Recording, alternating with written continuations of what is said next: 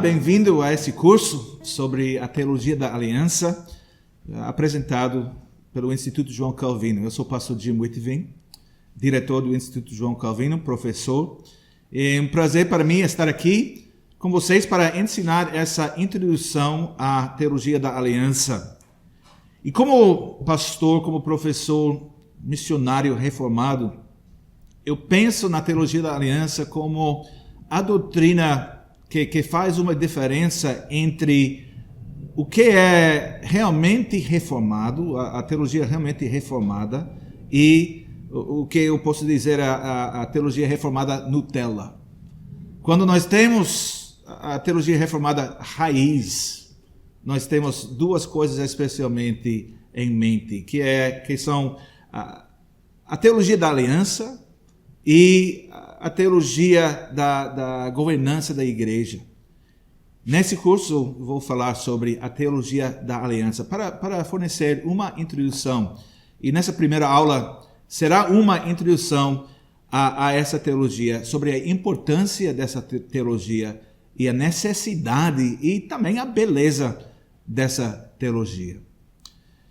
Então, para começar, a doutrina bíblica do início ao fim tem a ver com o relacionamento pactual entre Deus e o ser humano. A ética bíblica tem a ver com o relacionamento pactual de Deus conosco e os relacionamentos que nós temos uns com os outros. Relacionamentos também pactuais. E a religião cristã tem a natureza da vida pactual.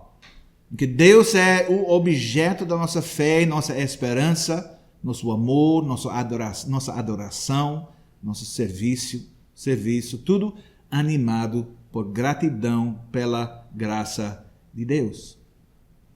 J.I. Packer, o teólogo anglicano, ele escreveu uma introdução à teologia da aliança, uma introdução breve, e ele destaca a importância dessa doutrina. Ele enfatiza 3 razões por que a doutrina da aliança é tão importante, tão necessária.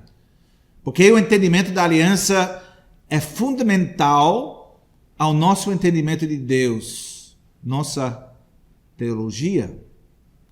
Em primeiro lugar, Packer diz que o Evangelho de Deus não é devidamente compreendido se não visto no contexto da aliança. Jesus Cristo, o ministério de Jesus Cristo, o ministério da salvação, é a soma e a substância do Evangelho. E ele é proclamado em Hebreus, especialmente, como o mediador e garantidor do relacionamento da aliança. E eu quero ler com vocês 2 passagens de Hebreus. Primeiramente, Hebreus capítulo 7, versículos 20 a 22.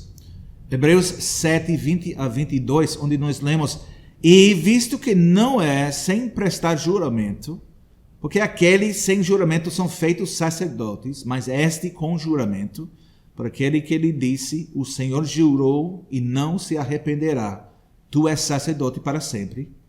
Por isso mesmo, Jesus se tem tornado fiador de superior aliança.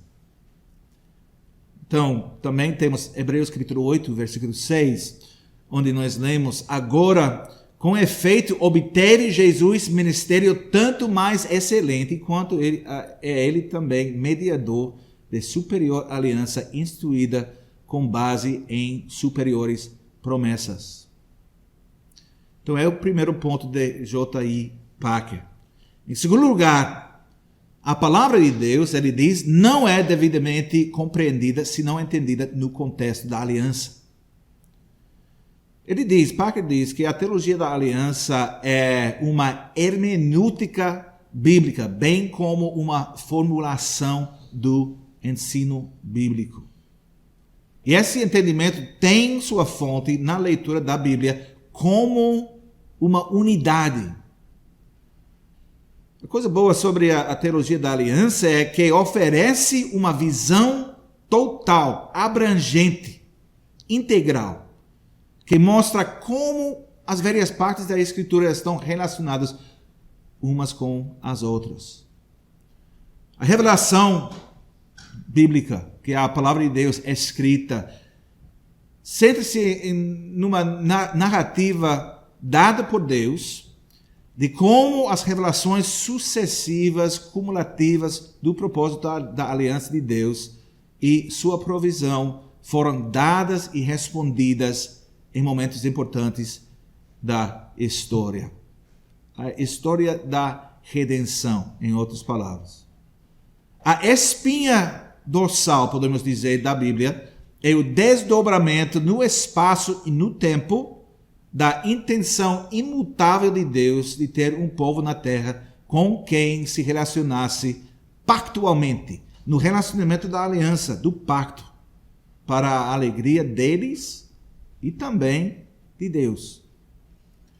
Todo o material expositivo, homilético, moral, litúrgico e devocional na Escritura está relacionado a essa espinha dorsal. O conteúdo da Escritura é coerente num único e consistente corpo de verdade sobre Deus e a humanidade, pelo qual cada cristão e na verdade, todo ser humano, em cada geração, é chamado a viver. Para resumir, a Bíblia é a palavra de Deus para o mundo. A história que forma esta espinha dorsal da Bíblia tem a ver com o relacionamento pactual, relacionamento da aliança entre Deus e o homem. Primeiramente arruinado e depois restaurado. Em terceiro lugar, Parker afirma que a realidade de Deus não é devidamente compreendida até que seja vista no contexto da aliança. Nós temos perguntas como: quem é Deus? Quem é nosso Deus? Deus é o Criador, o Deus triuno, que se propõe até um povo da aliança que em amor ele exaltará para a sua própria glória. E Parker assevera que esta estrutura pactual da Bíblia não é um padrão que nós precisamos forçar no texto. De fato, ele diz, é a própria Bíblia que força a teologia da aliança em nós. Ele destaca 4 características da Escritura que mostram a natureza pactual da palavra de Deus. Primeiro, os livros da Bíblia, de Gênesis a Apocalipse, são o registro de Deus sobre o desenvolvimento progressivo do seu propósito de ter um povo pactual aqui na terra. E a história da Bíblia é a história desta obra pactual de Deus. Em segundo lugar, as Escrituras forçam a doutrina da aliança em nós, pelo lugar que dão a Jesus Cristo na história da aliança. Toda a Escritura, de um jeito ou outro, aponta os seus leitores para Cristo, nos ensinando as verdades, nos mostrando os padrões da ação divina que nos ajudam a compreender nosso Deus corretamente. E Parker diz, isso é um princípio de que nenhum estudante bíblico reverente pode duvidar. Em terceiro lugar, a Escritura enfatiza a centralidade da doutrina da aliança nos paralelos específicos entre Cristo e Adão, explicados, por exemplo, em Romanos capítulo 5, versículos 12 a 18, e 1 Coríntios capítulo 15, versículo 21 e versículos 45 a 49. Então, a centralidade da doutrina da aliança nos paralelos entre o primeiro Adão e o segundo Adão, Cristo. E, finalmente, em quarto lugar, Parker escreve que a declaração explícita da aliança da redenção, e vamos ver mais sobre a ideia da aliança da redenção em futuras aulas, e vamos ouvir sobre um pouco da controvérsia sobre essa doutrina, mas Parker diz que a declaração explícita dessa aliança da redenção, a aliança entre as pessoas do Deus triuno, especialmente no Evangelho de João, mostra a importância fundamental da doutrina da aliança. Então, como cristãos reformados, falamos muito sobre alianças, falamos muito sobre pacto.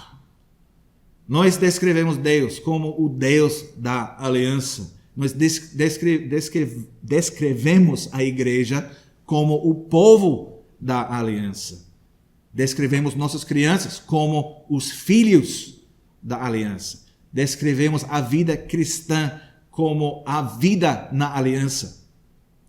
Então, essa palavra aliança pode parecer um tipo de mantra que nós usamos, especialmente quando nós utilizamos essas frases, essas expressões sem entendimento do seu verdadeiro significado. Então, nós precisamos não somente falar sobre o Evangelho, sobre a aliança do Evangelho, no Evangelho, precisamos viver a realidade da aliança e nos regozijar nessa realidade. Mas uma realidade sobre a teologia da aliança é o fato que, ao longo dos séculos, desde a Reforma Protestante, a doutrina da aliança se tornou causa de divisão e muitas controvérsias nas igrejas reformadas. Até hoje, existe divisão entre igrejas reformadas por causa de entendimentos diferentes da própria natureza da aliança. Então, há igrejas que não negam a existência da doutrina da aliança, mas têm diferenças na interpretação da própria aliança. O que é? Existem questões como aliança é condicional ou não condicional? Outra pergunta. Existe uma aliança interna e uma aliança externa? E também há questões sobre a aliança de obras. Essa aliança entre Deus e Adão. Sobre também o relacionamento entre a aliança, a doutrina da aliança e a eleição do povo de Deus. Então, a discussão da doutrina da aliança pode se tornar algo que nós chamamos em inglês um ninho de ratos. Que significa que é algo complicado, que tem muitas trilhas, muitos aspectos para debater, para discutir, para argumentar. Mas eu quero começar por dizer que a doutrina da aliança é muito mais do que uma pequena questão teológica interessante para homens que gostam de argumentar sobre assuntos teológicos, questões teológicas refinidas. E como eu já disse, a aliança não deve ser somente um assunto de debate, ou algo que somente estudamos ou pesquisamos. A aliança deve ser algo que nós vivemos. É algo que define nossa vida. Então, quando nós usamos essas frases como Deus da aliança, quando dizemos que Deus é o Deus da aliança, estamos dizendo algo importante acerca de Deus. Não somente algo importante, mas de fato algo central sobre Deus. Quando nós descrevemos o Senhor, Yahvé, como o Deus da aliança, nós estamos descrevendo a sua personalidade. Quem é Deus? Quais são os atributos de Deus? Como é que Deus se relaciona como o ser humano, ou com o ser humano? E quando nós usamos a frase um filho da aliança, não estamos apenas dizendo que esse filho, essa criança deve ser batizada. Estamos falando sobre o significado do batismo. Por que os filhos dos crentes devem ser batizados e o que esse batismo realmente significa.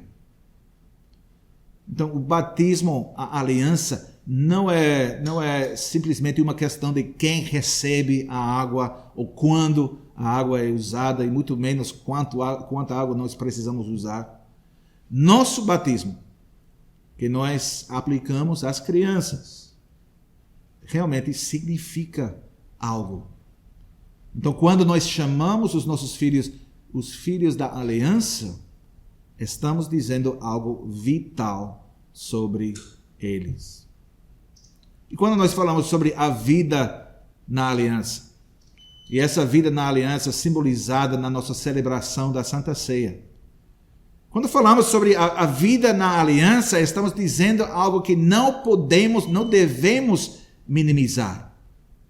E fazemos isso em contraste com a maioria dos cristãos evangélicos e igrejas evangélicas atualmente. Porque somos filhos da aliança, porque servimos o Deus da aliança, nossa vida pode ser definida como a vida na aliança. Isso é importante, porque significa, entre outras coisas, que não temos só um relacionamento pessoal com Deus. Então não podemos ser individualistas como cristãos. Nós precisamos pensar corporativamente sobre a vida cristã e não sobre indivíduos isolados, todos com seu próprio relacionamento pessoal com Jesus, cada um na sua própria caixa, se relacionando diretamente com Deus como indivíduo. É uma coisa importante, essencial a essa vida na aliança. Finalmente, quando usamos a palavra aliança, pacto, somos lembrados da unidade do povo de Deus. Não somente da unidade com outros cristãos do presente dessa época, mas da nossa unidade com a igreja histórica ao longo dos séculos. E mais, não somente com a igreja histórica após a encarnação de Cristo, mas também com a igreja antes de Cristo, a igreja da antiga aliança.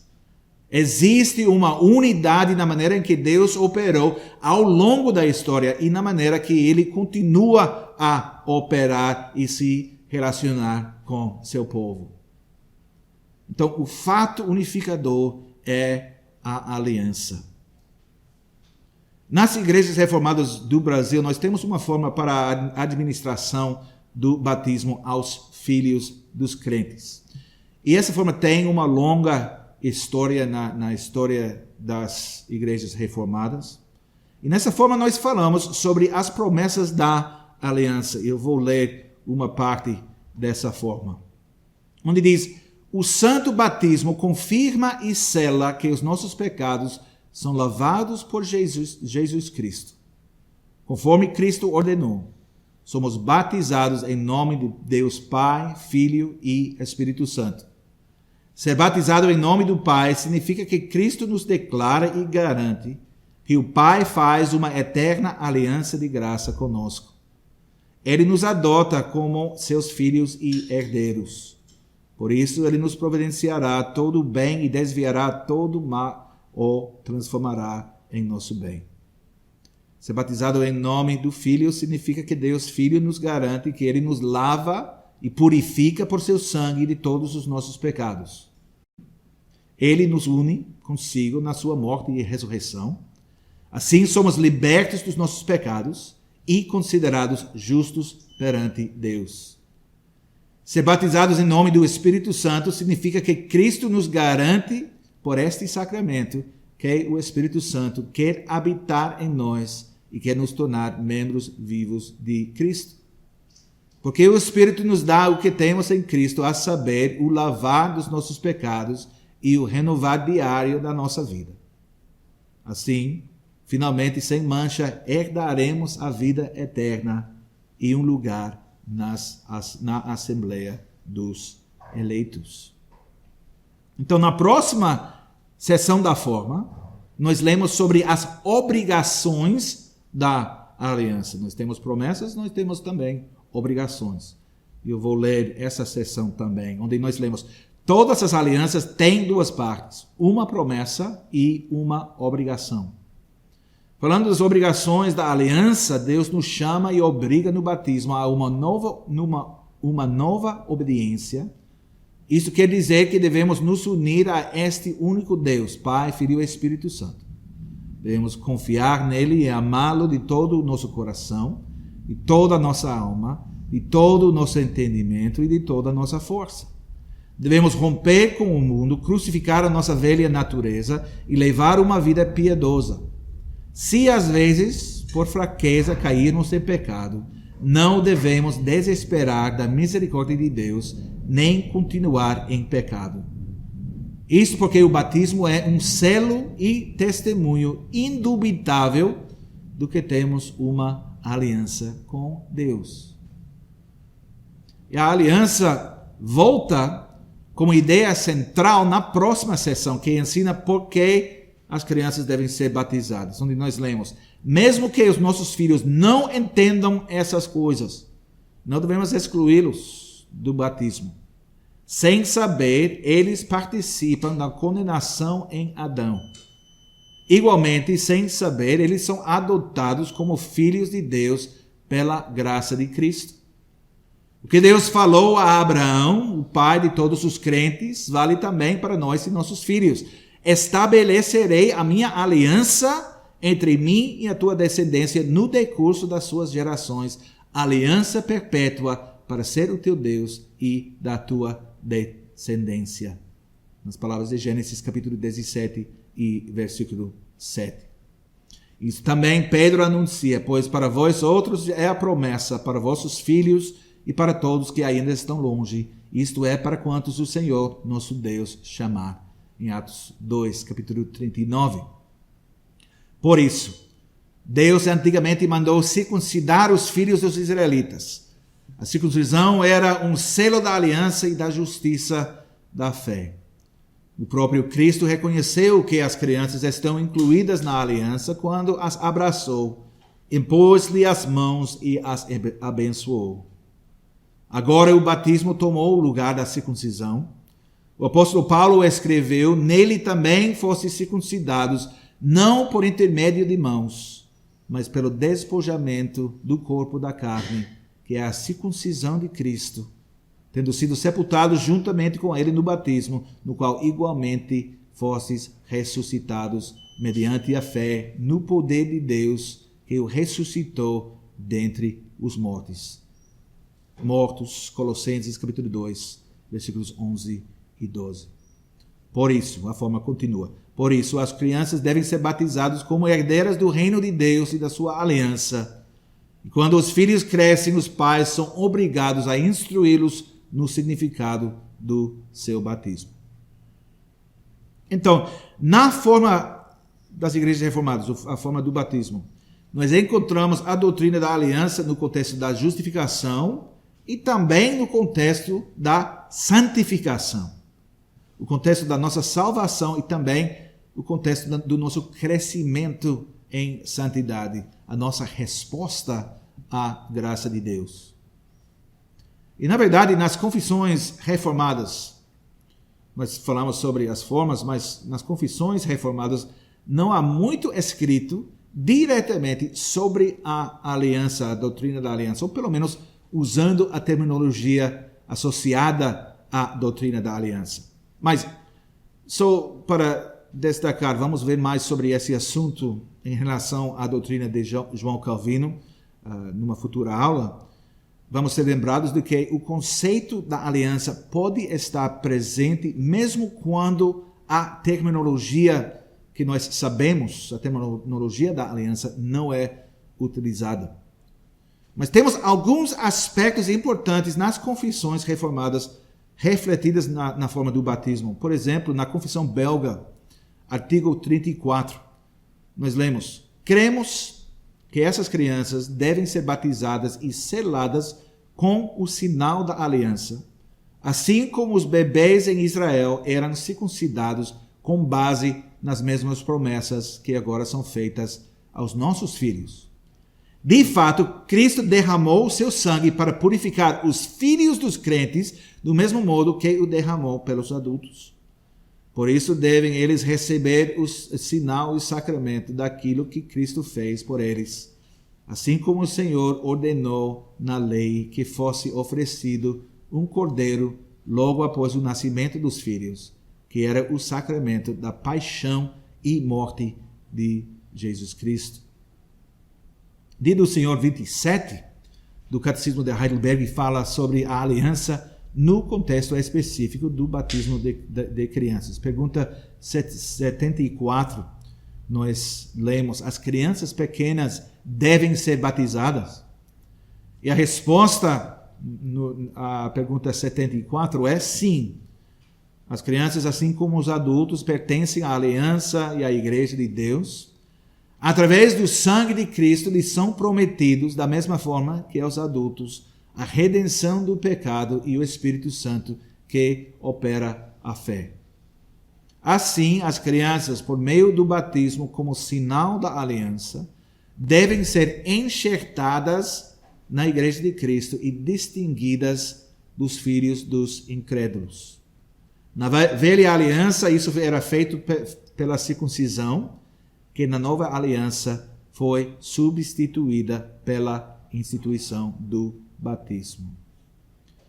Então, nós lemos sobre a diferença entre o sacramento sob a antiga aliança e a nova aliança. No dia do Senhor 30, no Catecismo de Heidelberg, nós vemos a ligação entre a Santa Ceia e a vida na aliança. Pergunta 82.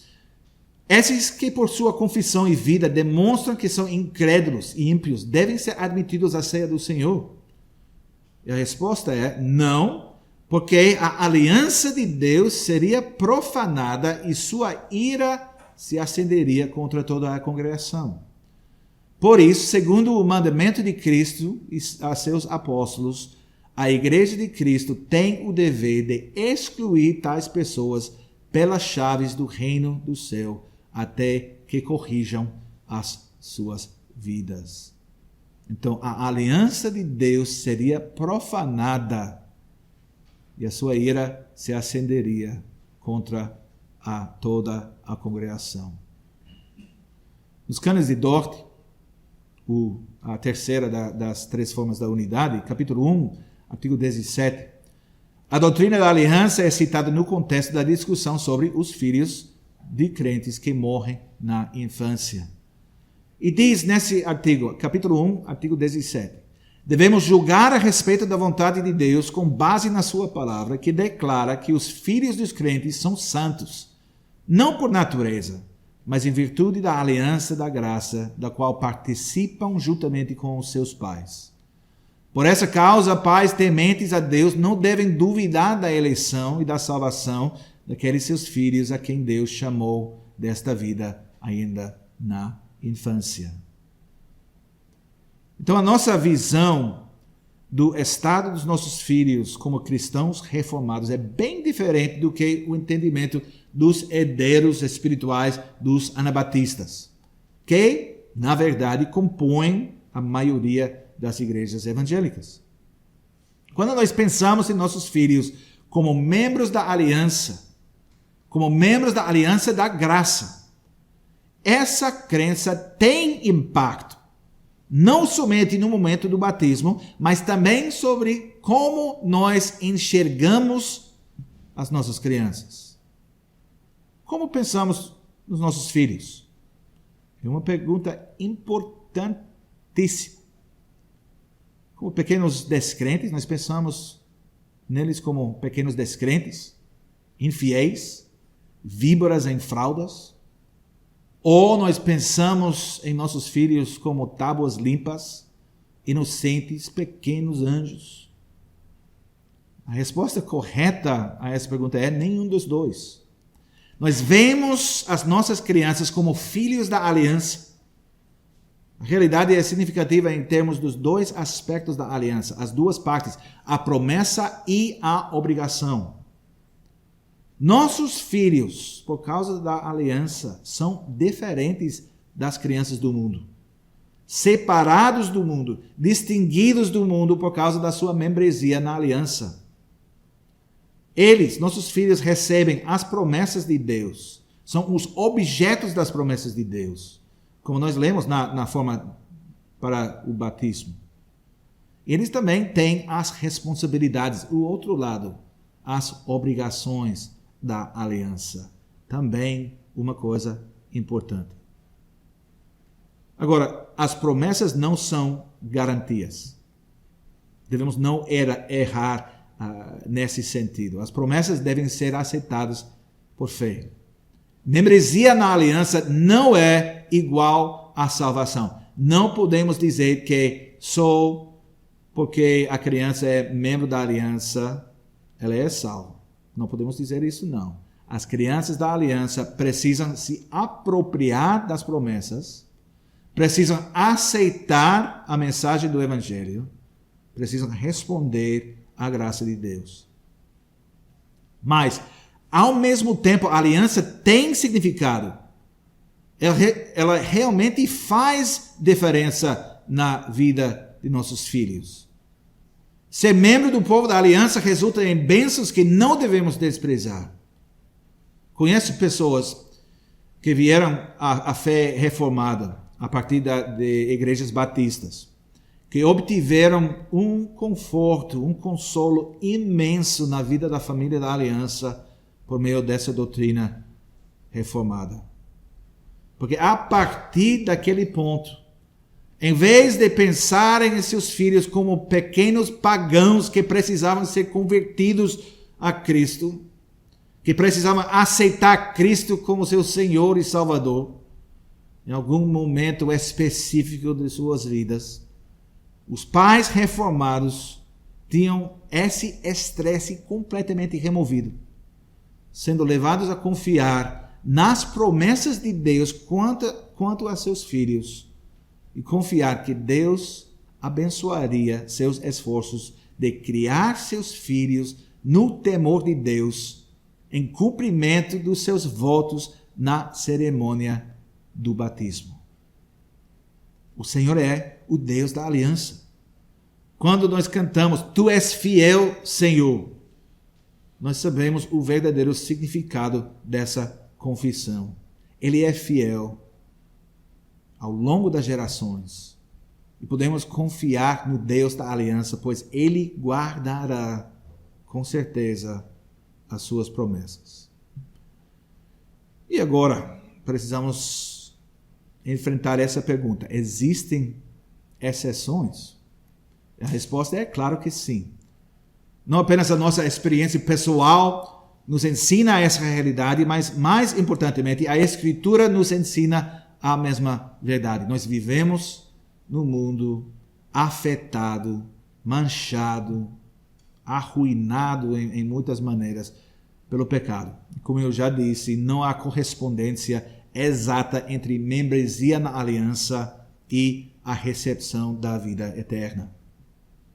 Mas podemos ver o padrão de Deus claramente quando pais fiéis entendem a sua responsabilidade como pais da aliança. Deus abençoa seus esforços.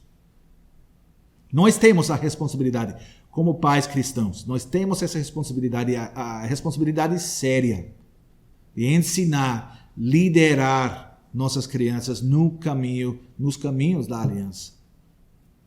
Mas quando fazemos isso no contexto da vida da igreja, em que a aliança é vivida, nós podemos confiar nas promessas de Deus, onde Ele diz: estabelecerei a minha aliança entre mim e ti e tua descendência no decurso das suas gerações, aliança perpétua para ser o teu Deus e da tua descendência. Se lembra aquele versículo, Gênesis capítulo 17, versículo 7.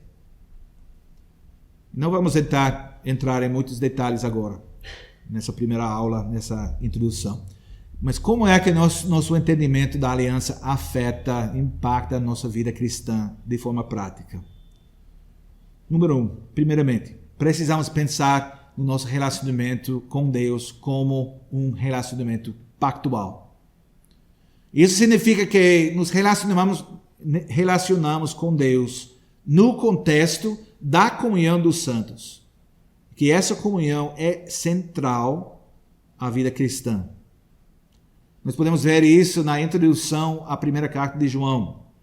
O que temos visto e ouvido, anunciamos também a vós outros, para que vós igualmente mantenhais comunhão conosco. Ora, a nossa comunhão é com o Pai e com seu Filho Jesus Cristo. Um versículo importante, 1 João capítulo 1, versículo 3. O que temos visto e ouvido, anunciamos também a vós outros, para que vós igualmente mantenhais comunhão conosco. Ele está falando sobre a vida pactual, a vida na aliança. Então, membresia na igreja é importante. Os pais da igreja antiga disseram que fora da igreja a salvação não pode ser encontrada. Que ninguém pode ter Deus como pai se não tem a igreja como mãe. Agora, quando pensamos na igreja nessa maneira, usando a linguagem dos pais da igreja, a linguagem de João Calvino, talvez temos medo desse tipo de expressão, porque pode parecer algo romanista. Mas, quando nós pensamos na igreja como a comunidade da aliança, e como nosso relacionamento com Deus no contexto da aliança, a importância da igreja fica clara. A igreja em si é uma bênção, a coluna e o baluarte da verdade, como lemos em 1 Timóteo capítulo 3, versículo 15. Cristo amou a igreja e a si mesmo se entregou por ela, para que a santificasse, tendo-a purificado por meio da lavagem de água pela palavra. Nós lemos Efésios capítulo 5, versículos 25 e 26. Cristo amou a igreja e a si mesmo se entregou. Por quem? Por ela, pela igreja. A igreja é a noiva de Cristo. Pensar de forma pactual significa não desprezar a igreja e sua importância na nossa vida da fé. Em segundo lugar, a aliança tem uma influência grande no nosso pensamento sobre a história da igreja. Nós somos o povo, nós, que recebeu a lei do Senhor no Monte Sinai. O Senhor, nosso Deus, fez aliança conosco em Horebe. Não foi com nossos pais que fez o Senhor esta aliança, e sim conosco, todos os que hoje aqui estamos vivos. Nós lemos essas palavras importantes em Deuteronômio capítulo 5, versículos 2 e 3. O povo de Deus, sob a antiga aliança, é o mesmo povo de Deus que existe hoje. Vivemos em continuidade com os santos do passado, em unidade com eles. Isso tem influência em como nós pensamos na lei de Deus, na história da redenção, na continuidade entre o Antigo e Novo Testamento, na consistência da operação de Deus, na maneira em que Ele opera, na relação entre a antiga aliança e a nova aliança.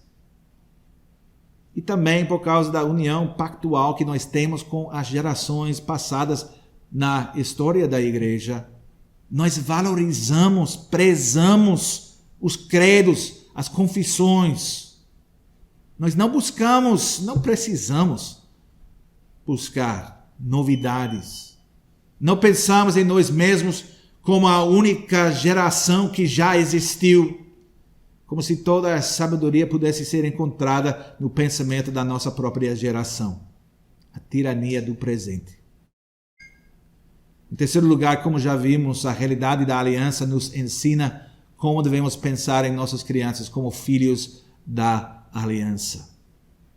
Elas não são agentes livres, com a liberdade de tomar as suas próprias decisões. Não deixamos a instrução dos nossos filhos a outras pessoas. Não deixamos nossas crianças fazerem suas próprias escolhas sobre como viverão.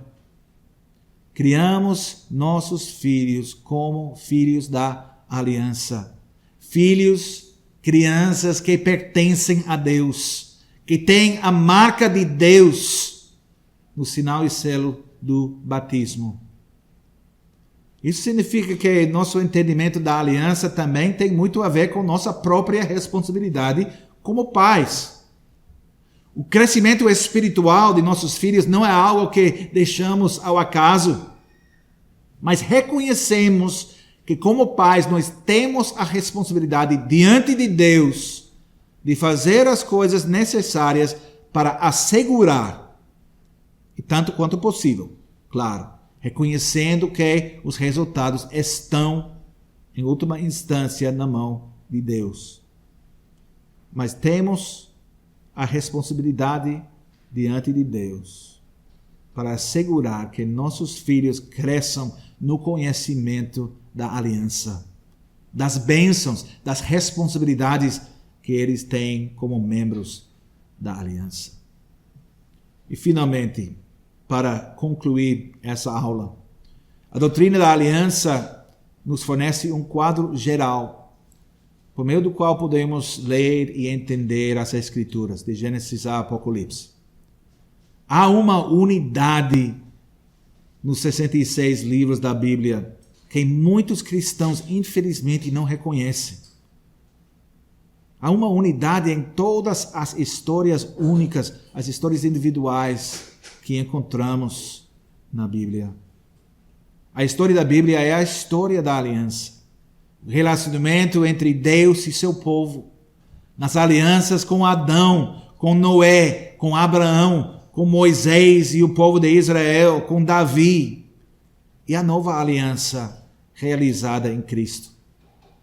Quando usamos a doutrina da aliança para explicar o quadro geral da Escritura, nós temos as ferramentas necessárias para lidar com muitos desafios que enfrentamos na interpretação da palavra.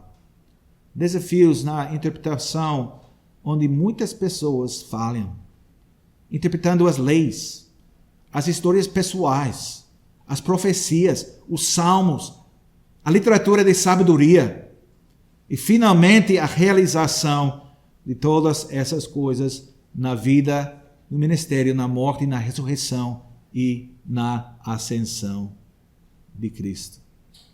E agora, terminamos essa primeira aula nesse curso, chegamos ao fim.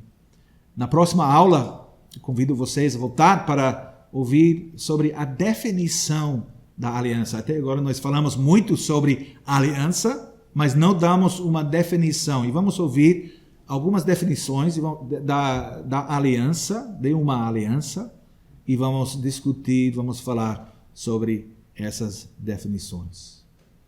Até a próxima vez.